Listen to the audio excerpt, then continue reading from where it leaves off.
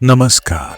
सुनिए जरा, मैं आपका स्वागत है। मेरा नाम है रोहित दुबे और मैं आपको सुनाने जा रहा हूँ डॉक्टर धर्मवीर भारती द्वारा लिखी गुनाहों का देवता का 26वां अध्याय।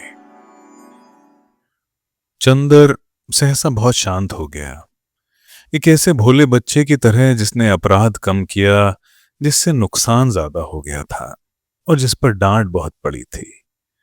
अपने अपराध की चेतना से वह बोल भी नहीं पाता था। अपना सारा दुख अपने ऊपर उतार लेना चाहता था।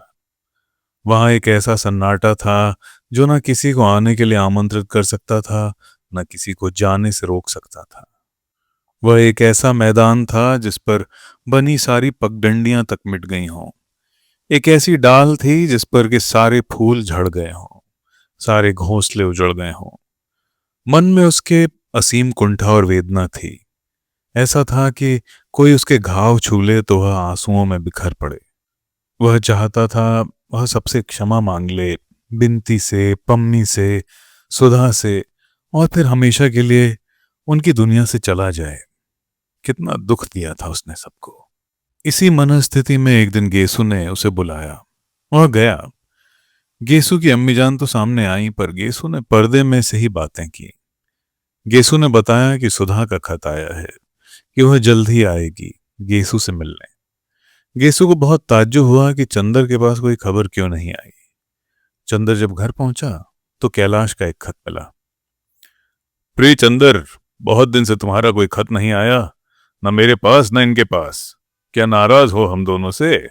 अच्छा तो लो, तुम्हें एक खुशखबरी सुना दूं। मैं सांस्कृतिक मिशन में शायद ऑस्ट्रेलिया जाऊं। डॉक्टर साहब ने कोशिश कर दी है। आधा रुपया मेरा, आधा सरकार का। तुम्हें भला क्या फुर्सत मिलेगी यहाँ आने की? मैं ही इन्हें लेकर 2 रोज के लिए आऊंगा। इनकी कोई मुसलमान सखी है वहां, उससे ये भी मिलना चाहती हैं। हमारी खातिर का इंतजाम रखना। मैं 11 मई को सुबह की गाड़ी से पहुंचूंगा। तुम्हारा कैलाश। सुधा के आने के पहले चंदर ने घर की ओर नजर दौड़ाई। सिवा ड्राइंग रूम और लॉन के सचमुच बाकी का घर इतना गंदा पड़ा था कि गेसु सच ही कह रही थी कि जैसे घर में प्रेत रहते हों। आदमी चाहे जितना सफाई पसंद और सुरुचिपूर्ण क्यों न हो, लेकिन औरत के हाथ में जाने क्या जादू है कि वह घर को छूकर ही चमका देती है। औरत के बिना घर की व्यवस्था संभल ही नहीं सकती। सुधा और बिनती कोई भी नहीं थी और 3 ही महीने में बंगले का रूप बिगड़ गया था। उसने सारा बंगला साफ कराया। हालांकि 2 ही दिन के लिए सुधा और कैलाश आ रहे थे, लेकिन उसने इस तरह बंगले की सफाई कराई जैसे कोई नया समारोह हो। सुधा का कमरा बहुत सजा दिया था और सुधा की छत पर 2 पलंग डलवा दिए थे। लेकिन इन सब इंतजामों के पीछे उतनी ही निष्क्रिय भावहीनता थी जैसे कि वह एक होटल का मैनेजर हो और 2 आगंतुकों का इंतजाम कर रहा हो। बस मॉनसून के दिनों में अगर कभी किसी ने गौर किया हो तो बारिश होने के पहले ही हवा में एक नमी, पत्तियों पर एक हरियाली और मन में एक उमंग सी छा जाती है। आसमान का रंग बतला देता है कि बादल छाने वाले हैं, बूंदें रिमझिमाने वाली हैं। जब बादल बहुत नजदीक आ जाते हैं, बूंदें पड़ने के पहले ही दूर पर गिरती हुई बूंदों की आवाज वातावरण पर छा जाती है, जिसे धुरवा कहते हैं। ज्यों-ज्यों सुधा के आने का दिन नजदीक आ रहा था, चंदर के मन में हवाएं करवटें बदलने लग गई थीं। मन के उदास सुनसान में धुरवा उमड़ने घुमड़ने लगा था। मन उदास, सुनसान, आकुल प्रतीक्षा में बेचैन हो उठा था। चंदर अपने को समझ नहीं पा रहा था। नसों में एक अजब सी घबराहट मचलने लगी थी जिसका वह विश्लेषण नहीं करना चाहता था। उसका व्यक्तित्व अब पता नहीं क्यों कुछ भयभीत सा था। इम्तिहान खत्म हो रहे थे और जब मन की बेचैनी बहुत बढ़ जाती थी तो परीक्षकों की आदत के मुताबिक वह कॉपियां जांचने बैठ जाता था।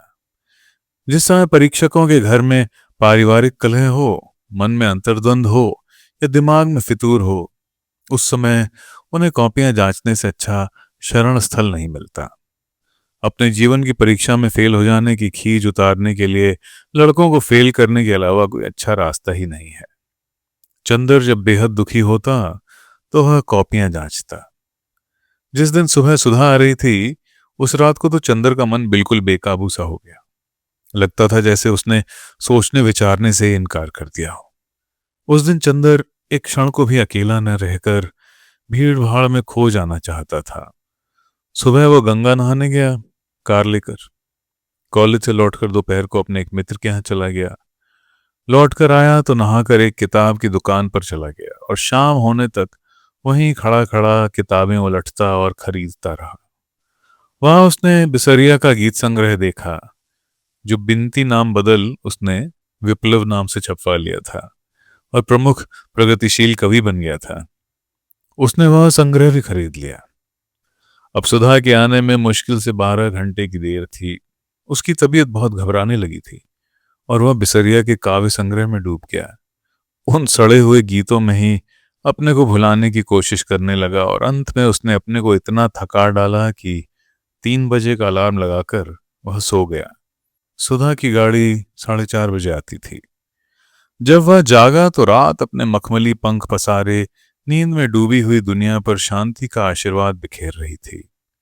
ठंडे झोंके लहरा रहे थे और उन झोंकों पर पवित्रता छाई हुई थी। यह पछुआ के झोंके थे। ब्रह्म मुहूर्त में प्राचीन आर्यों ने जो रहस्य पाया था, वह धीरे धीरे चंदर की आंखों के सामने खुलने सा लगा। उसे लगा जैसे यह उसके व्यक्तित्व की नई सुबह है। एक बड़ा शांत संगीत उसकी पलकों पर ओस की तरह थिरकने लगा। क्षितिज के पास एक बड़ा सा सितारा जगमगा रहा था। चंदर को लगा जैसे यह उसके प्यार का सितारा है। सो जाने किस अज्ञात पाताल में डूब गया था और आज से वह फिर उगाया है। उसने एक अंधविश्वासी भोले बच्चे की तरह उस सितारे को हाथ जोड़कर कहा, मेरी कंचन जैसी सुधा रानी के प्यार, तुम कहाँ खो गए हो? तुम मेरे सामने नहीं रहे। मैं जाने किन तूफानों में उलझ गया था। मेरी आत्मा में सारी गुरुता सुधा के प्यार की थी, उसे मैंने खो दिया। उसके बाद मेरी आत्मा पीले पत्ते की तरह तूफान में उड़कर जाने किस कीचड़ में फंस गई थी। तुम मेरी सुधा के प्यार हो ना? मैंने तुम्हें सुधा की भोली आंखों में जगमगाते हुए देखा था। वेद मंत्रों जैसे इस पवित्र सुबह में आज फिर मेरे पाप में लिप्त तन को अमृत से धोने आए हो। मैं विश्वास दिलाता हूं कि आज सुधा के चरणों पर अपने जीवन के सारे गुनाहों को चढ़ाकर हमेशा के लिए क्षमा मांग लूंगा। लेकिन मेरी सांसों की सांस सुधा, मुझे क्षमा कर दोगी ना? और विचित्र से भावावेश और पुलक से उसकी आंख में आंसू आ गए। उसे याद आया कि एक दिन सुधा ने उसकी हथेलियों को होठों से लगाकर कहा था, जाओ, आज तुम सुधा के स्पर्श से पवित्र हो। काश कि आज भी सुधा अपने मिस्री जैसे होठों से चंदर की आत्मा को चूम कर कहे, जाओ चंदर, अभी तक जिंदगी के तूफान ने तुम्हारी आत्मा को बीमार, अपवित्र कर दिया था। आज से तुम वही चंदर हो, अपनी सुधा के चंदर, हरणी जैसी भोली भाली सुधा के महान पवित्र चंदर। तैयार होकर चंदर जब स्टेशन पहुंचा तो वह जैसे मोहाविष्ट सा था, जैसे वह किसी जादू या टोना पड़ा हुआ सा घूम रहा था और वह जादू था सुधा के प्यार का पुनरावर्तन। गाड़ी घंटा भर लेट थी। चंदर को एक पल काटना मुश्किल हो रहा था। अंत में सिग्नल डाउन हुआ, कुलियों में हलचल मची और चंदर पटरी पर झुककर देखने लगा।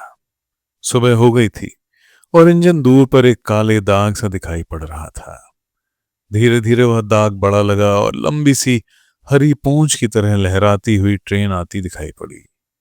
चंदर के मन में आया वह पागल की तरह दौड़कर वहां पहुंच जाए। जिस दिन एक घोर अविश्वासी में विश्वास जाग जाता है, उस दिन वह पागल सा उठता है।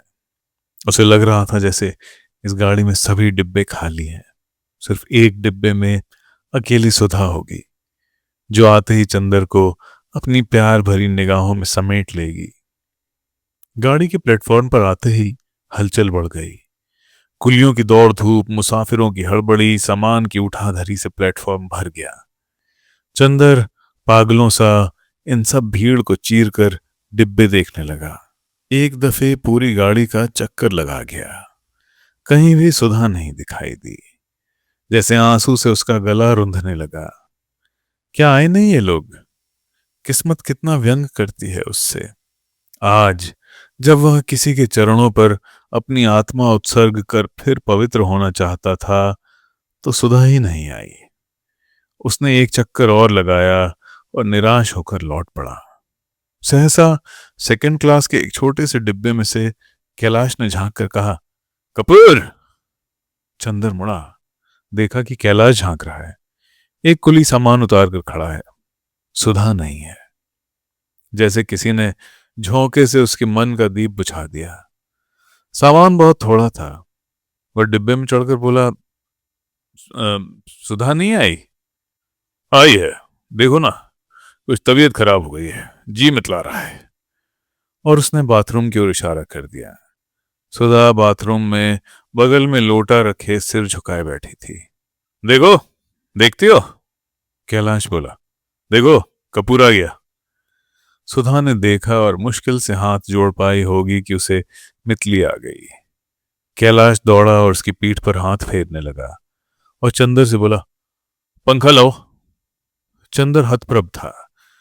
उसके मन ने सपना देखा था, सुधा सितारों की तरह जगमगा रही होगी और अपनी रोशनी की बाहों में चंदर के प्राणों को सुला देगी।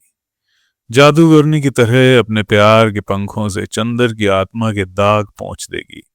लेकिन यथार्थ कुछ और था। सुधा जादूगरनी, आत्मा की रानी, पवित्रता की साम्राज्ञी सुधा बाथरूम में बैठी है और उसका पति उसे सांत्वना दे रहा था। "क्या कर रहे हो चंदर, पंखा उठा जल्दी से।" कैलाश ने व्यग्रता से कहा।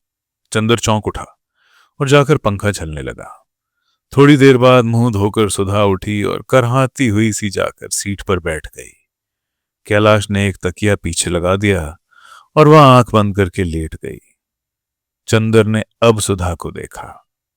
सुधा उजड़ चुकी थी, उसका रस मर चुका था। वह अपने यौवन और रूप, चंचलता और मिठास की एक जर्द छाया मात्र रह गई थी। चेहरा दुबला पड़ गया था और हड्डियां निकल आई थीं। चेहरा दुबला होने से लगता था आंखें फटी पड़ती हैं। वह चुपचाप आंख बंद किए पड़ी थी। चंदर पंखा हाँक रहा था। कैलाश एक सूटकेस खोलकर दवा निकाल रहा था। गाड़ी यहीं आकर रुक जाती है, इसलिए कोई जल्दी नहीं थी। कैलाश ने दवा दी। सुधा ने दवा पी और फिर उदास, बहुत बारीक, बहुत बीमार स्वर में बोली, "चंदर, अच्छे तो हो? इतने दुबले कैसे लगते हो? अब कौन तुम्हारे खाने पीने की परवाह करता होगा?" सुधा ने गहरी सांस ली। कैलाश बिस्तर लपेट रहा था। "तुम्हें क्या हो गया सुधा?" "मुझे सुख रोग हो गया है।" सुधा बहुत क्षीण हंसी हंसकर बोली, "बहुत सुख में रहने से ऐसा ही हो जाता है।" चंदर चुप हो गया। कैलाश ने बिस्तर कुली को देते हुए कहा, "इन्होंने तो बीमारी के मारे हम लोगों को परेशान कर रखा है। जाने बीमारियों को क्या मोहब्बत है इनसे। चलो उठो।" सुधा उठी। कार पर सुधा के साथ पीछे सामान रख दिया गया और आगे कैलाश और चंदर बैठे। कैलाश बोला, "चंदर, तुम जरा धीमे ड्राइव करना, वरना इन्हें चक्कर आने लगेगा।" कार चल दी। चंदर कैलाश की विदेश यात्रा और कैलाश चंदर के कॉलेज के बारे में बात करता रहा। मुश्किल से घर तक कार पहुंची होगी कि कैलाश बोला, "यार चंदर, तुम्हें तकलीफ तो होगी, लेकिन एक दिन के लिए कार तुम मुझे दे सकते हो?" "क्यों?" "मुझे जरा रीवा तक बहुत जरूरी काम से जाना है, वहां कुछ लोगों से मिलना है। कल दोपहर तक मैं चला आऊंगा।" "इसके मतलब मेरे पास नहीं रहोगे एक दिन भी?" "नहीं नहीं, इन्हें छोड़ जाऊंगा, लौट कर दिन भर रहूंगा।" "इन्हें छोड़ जाओगे?" "नहीं भाई, तुम जानते हो कि आजकल घर में कोई नहीं है।" "तो क्या हुआ, तुम तो हो।" कैलाश बोला और चंदर के चेहरे की घबराहट देखकर हंसकर बोला, "अरे यार, अब तुम पर इतना अविश्वास नहीं है। अविश्वास करना होता तो ब्याह के पहले ही कर लेते।" चंदर मुस्कुरा उठा। कैलाश ने चंदर के कंधे पर हाथ रखकर धीमे से कहा, ताकि सुधा न सुन पाए, वैसे चाहे मुझे कुछ भी असंतोष क्यों ना हो, लेकिन इनका चरित्र तो सोने का है। यह मैं खूब परख चुका हूं। इनका ऐसा चरित्र बनाने के लिए तो मैं तुम्हें बधाई दूंगा चंदर। और फिर आज के युग में। चंदर ने कुछ जवाब नहीं दिया। कार पोर्टिको में लगी। सुधा, कैलाश, चंदर उतरे। माली और नौकर दौड़ आए। सुधा ने उन सबसे उनका हाल पूछा। अंदर जाते ही महाराजन दौड़कर सुधा से लिपट गई। सुधा को बहुत दुलार किया। कैलाश मुंह हाथ धो चुका था, नहाने चला गया। महाराजन चाय बनाने लगी। सुधा भी मुंह हाथ धोने और नहाने चली गई। कैलाश तौलिया लपेटे नहा कर आया और बैठ गया। बोला, आज और कल की छुट्टी ले लो चंदर। इनकी तबीयत ठीक नहीं है और मुझे जाना जरूरी है। अच्छा, लेकिन आज तो जाकर हाजिरी देना जरूरी होगा, फिर लौट आऊंगा। महाराजन चाय और नाश्ता ले आई। कैलाश ने नाश्ता लौटा दिया तो महाराजन बोली, वाह, दमाद हुई कि अकेली चाय पीबो भैया। अब वही डॉक्टर साहब सुनी है तो का कही है? नहीं माँ जी, मेरा पेट ठीक नहीं है। 2 दिन के जागरण से आ रहा हूं, फिर लौट कर खाऊंगा। लो चंदर, चाय पियो। सुधा को आने दो, चंदर बोला। वो पूजा पाठ करके खाती हैं। पूजा पाठ? चंदर दंग रह गया। सुधा पूजा पाठ करने लगी? हाँ भाई, तभी तो हमारी माता जी अपनी बहू पर मरती हैं। असल में वह पूजा पाठ करती थी। शुरुआत की इन्होंने पूजा की बर्तन धोने से, और अब तो उनसे भी ज्यादा पक्की पुजारिन बन गई हैं। कैलाश ने इधर उधर देखा और बोला, यार यह मत समझना मैं सुधा की शिकायत कर रहा हूं, लेकिन तुम लोगों ने मुझे ठीक नहीं चुना।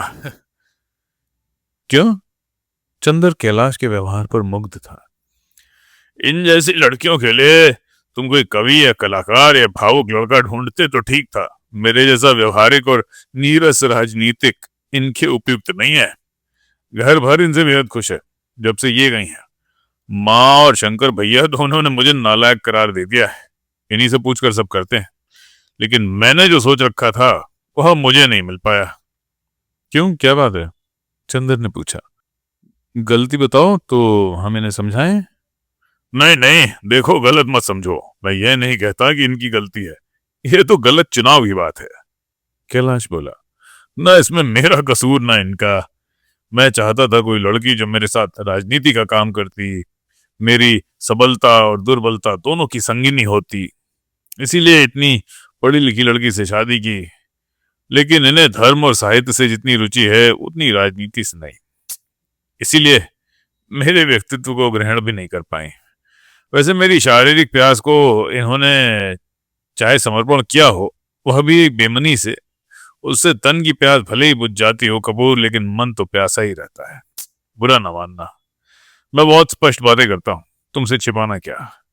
और स्वास्थ्य के मामले में ये इतनी लापरवाह हैं, ये मैं बहुत दुखी रहता हूँ। इतने में सुधा नहाकर आती हुई दिख पड़ी। कैलाश चुप हो गया। सुधा की ओर देखकर बोला, मेरी अटैची भी ठीक कर दो, मैं भी चला जाऊं, वरना दोपहर में तपना होगा। सुधा चली गई। सुधा के जाते ही कैलाश बोला, भरसक, मैं इन्हें दुखी नहीं होने दूंगा। हाँ, अक्सर ये दुखी हो जाती हैं, लेकिन मैं क्या करूं, ये मेरी मजबूरी है। वैसे मैं इन्हें भरसक सुखी रखने का प्रयास करता हूँ, और ये भी जायज नाजायज हर इच्छा के सामने झुक जाती हैं।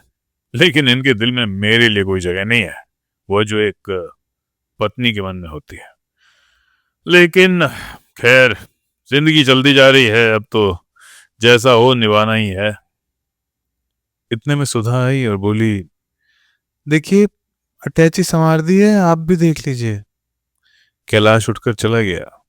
चंदर बैठा बैठा सोचने लगा, कैलाश कितना अच्छा है, कितना साफ और स्वच्छ दिल का है, लेकिन सुधा ने अपने को किस तरह मिटा डाला। इतने में सुधा आई और चंदर से बोली, चंदर चलो, वो बुला रहे हैं। चंदर चुपचाप उठा और अंदर गया। कैलाश ने तब तक यात्रा के कपड़े पहन लिए थे। देखते ही बोला, अच्छा चंदर, मैं चलता हूँ, कल शाम तक आ जाने की कोशिश करूंगा। हाँ देखो, इन्हें ज्यादा घुमाना मत, इनकी सखी को यहाँ बुलवा लो तो अच्छा है। फिर बाहर निकलता हूँ बोला, इनकी जिद थी आने की, वरना इनकी हालत आने लायक नहीं थी। माता जी से मैं कह आया हूं कि लखनऊ मेडिकल कॉलेज ले जा रहा हूं। कैलाश कार पर बैठ गया। फिर बोला, देखो चंदर, दवा इन्हें दे देना याद से। वहीं रखी है। कार स्टार्ट हो गई। चंदर लौटा। बरामदे में सुधा खड़ी थी, चुपचाप, बुझी हुई सी। चंदर ने उसकी ओर देखा, उसने चंदर की ओर देखा। फिर दोनों ने निगाहें झुका ली। सुधा वहीं खड़ी रही। चंदर ड्राइंग रूम में जाकर किताबें वगैरह उठा लाया और कॉलेज जाने के लिए निकला। सुधा अब भी बरामदे में खड़ी थी, गुमसुम। चंदर कुछ कहना चाहता था, लेकिन क्या? कुछ था जो ना जाने कब से संचित होता आ रहा था, जो वह व्यक्त करना चाहता था। लेकिन सुधा कैसी हो गई है? यह वह सुधा तो नहीं जिसके सामने वह अपने को सदा व्यक्त कर देता था, कभी संकोच नहीं करता था। लेकिन वह सुधा कैसी है? अपने में सिमटी सकुची, अपने में बंधी बंधाई, अपने में इतनी छिपी हुई कि लगता था दुनिया के प्रति इसमें कहीं कोई खुलाव ही नहीं। चंदर के मन में जाने कितनी आवाजें तड़प उठीं, लेकिन कुछ नहीं बोल पाया। वह बरामदे में ठिठक गया, निरुद्देश्य वहां अपनी किताबें खोलकर देखने लगा, जैसे वह याद करना चाहता था कि कहीं भूल तो नहीं आया है कुछ। लेकिन उसके अंतर्मन में केवल एक ही बात थी, सुधा कुछ तो बोले। यह इतना गहरा, इतना घुटन वाला मौन, यह तो जैसे चंदर के प्राणों पर घुटन की तरह बैठता जा रहा था। सुधा निर्वात निवास में दीप शिखा सी अचल, निस्पंद, थम हुए तूफान की तरह मौन। चंदर ने अंत में नोट्स लिए, घड़ी देखी और चल दिया। जब वह सीढ़ी तक पहुंचा तो सहसा सुधा की छाया मूर्ति में हरकत हुई। सुधा ने पांव के अंगूठे से फर्श पर एक लकीर खींचते हुए नीचे निगाह झुकाए हुए कहा, कितनी कितनी देर में आओगे? चंदर रुक गया, जैसे चंदर को सितारों का राज मिल गया हो। सुधा भला बोली तो, लेकिन फिर भी अपने मन का उल्लास उसने जाहिर नहीं होने दिया। बोला, कम से कम 2 घंटे तो लगेंगे ही। सुधा कुछ नहीं बोली, चुपचाप रह गई। चंदर ने 2 क्षण प्रतीक्षा की कि सुधा अब कुछ बोले, लेकिन सुधा फिर भी चुप। चंदर फिर मुड़ा। क्षण भर बाद सुधा ने पूछा, चंदर और जल्दी नहीं लौट सकते? जल्दी? सुधा अगर कहे तो चंदर जाए भी ना, चाहे उसे इस्तीफा देना पड़े। क्या सुधा भूल गई कि चंदर के व्यक्तित्व पर अगर किसी का शासन है तो सुधा का? वह जो अपनी जिद से उछल कर, लड़कर, रूठ कर चंदर से हमेशा मनचाहा काम करवाती रही है, आज वह इतनी दीनता से, इतनी विनय से, इतने अंतर और इतनी दूरी से क्यों कह रही है कि जल्दी नहीं लौट सकते? क्यों नहीं वह पहले की तरह दौड़कर चंदर का कॉलर पकड़ लेती और मचल कर कहती, ए, अगर जल्दी नहीं लौटे तो? लेकिन अब तो सुधा बरामदे में खड़ी होकर गंभीर सी, डूबती हुई सी आवाज में पूछ रही है, जल्दी नहीं लौट सकते? चंदर का मन टूट गया। चंदर की उमंग चट्टान से टकरा कर बिखर गई। उसने बहुत भारी सी आवाज में पूछा, क्यों? जल्दी लौट आते तो पूजा करके तुम्हारे साथ नाश्ता कर लेते। लेकिन अगर ज्यादा काम हो तो रहने दो, मेरी वजह से हर्ज मत करना। उसने उसे ठंडे, शिष्ट और भावहीन स्वर में कहा। हाय सुधा, अगर तुम जानती होती कि महीनों उद्भ्रांत चंदर का टूटा और प्यासा मन तुमसे पुराने स्नेह की एक बूंद के लिए तरस उठा है, तो भी क्या तुम इसी दूरी से बातें करती? काश कि तुम समझ पाती कि चंदर ने अगर तुमसे कुछ दूरी भी निभाई है तो उससे खुद चंदर कितना बिखर गया है। चंदर ने अपना देवत्व खो दिया है, अपना सुख खो दिया है, अपने को बर्बाद कर दिया है। और फिर भी चंदर के बाहर से शांत और सुगठित दिखने वाले हृदय के अंदर तुम्हारे प्यार की कितनी गहरी प्यास धधक रही है। उसके रोम रोम में कितनी जहरीली तृष्णा की बिजलियां कौंध रही हैं। तुमसे अलग होने के बाद अतृप्ति का कितना बड़ा रास्ता उसने आग की लपटों में झुलसते हुए बिताया है। अगर तुम इसे समझ लेती तो तुम चंदर को एक बार दुलार कर उसके जलते हुए प्राणों पर अमृत की चांदनी बिखेरने के लिए व्यग्र हो उठती। लेकिन सुधा, तुमने अपने बाहरी विद्रोह को ही समझा।